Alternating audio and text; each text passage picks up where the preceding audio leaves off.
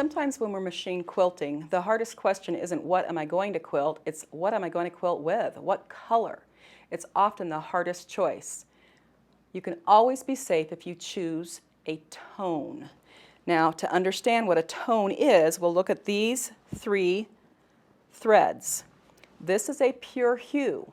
It's unadulterated, simple. This is a shade. It's had black added to it. And this is a tone. A tone is always going to be duller than the others. And that dull tone is going to basically meld into the surface of your fabrics. Now, when I look at this fabric, here or here, if this was my border fabric, what I see first is blue. Now, certainly the green is making some noise, but it's the blue I see first. So I'm going to take these 3 threads and I'm going to lay them out on the surface, and I'm going to see which one I have the hardest time finding, and I'm going to do that by laying them flat on that surface and pushing them into the surface. And I'm going to look at it here. When I look here, the one I have the hardest time finding is the one closest to me, which is the tone. If I move them down here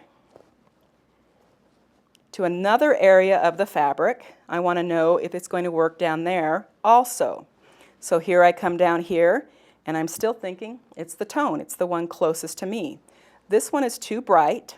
This one too dark. So again, I'm going to come down here to the light area, the area that might be problematic.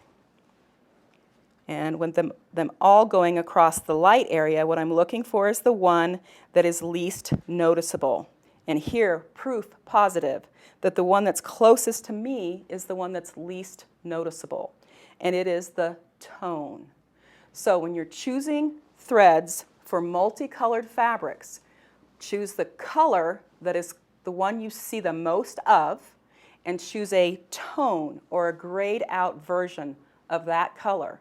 And your stitch line is going to meld with the surface, and your mistakes are less likely to show, and you're going to see the quilting itself rather than the thread. So when in doubt, choose a tone.